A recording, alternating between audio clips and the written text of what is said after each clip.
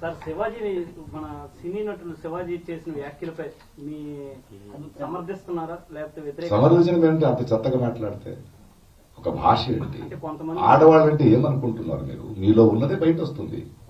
అదేంటా మాటలు, అదేంటా అహంకారం, అదేంటి ఆడాళ్ళని ఈడుతని? ఇవాళ ఆడవాళ్ళకి అన్యాయం ఎవరి నుంచి జరుగుతుంది?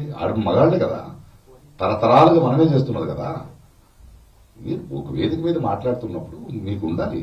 సరే, ఆయన క్షమాపణ అడిగాడు, బట్ ఒక సంస్కారాలు బలిదారు కదా. ఇప్పుడు ఆమెను ఆంటీ అనడం అంటే వాళ్ళ భాష చూడండి. వాళ్ళకి ఆడవాళ్ల బాడీ పార్ట్స్ తప్ప తెలుగు రాదు వాళ్ళకి.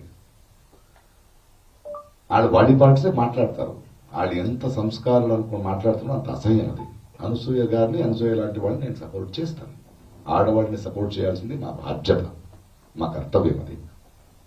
శివాజీ గారు కానీ ఎవరు కానీ ఒక వేదిక మీద మాట్లాడేటప్పుడు ఒళ్ళు దగ్గర పెట్టుకుని, మీకు ఒక వేదిక ఎందుకు ఇచ్చారు? మీకు భిన్నాభిప్రాయాలు ఉండొచ్చు. భిన్నాభిప్రాయాలు ఎలా చెప్పాలి? ఏ మాటలతో చెప్పాలి? భాష అది, తెలుగు భాష అది కాదు కదా.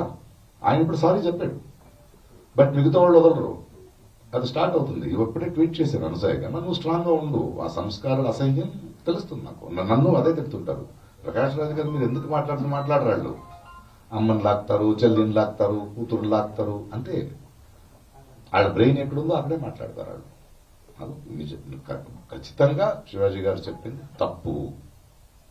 ఒక సభ్య సమాజంలో వీ కెనాట్ ఎక్స్పెక్ట్ ఇట్. మీరెవరు చెప్పడానికి? మీ దృష్టి మార్చుకోండి. గిల్లేది ఎవరండి అమ్మాయిని? ఆడవాళ్ళ? మగాళ్లే కదా.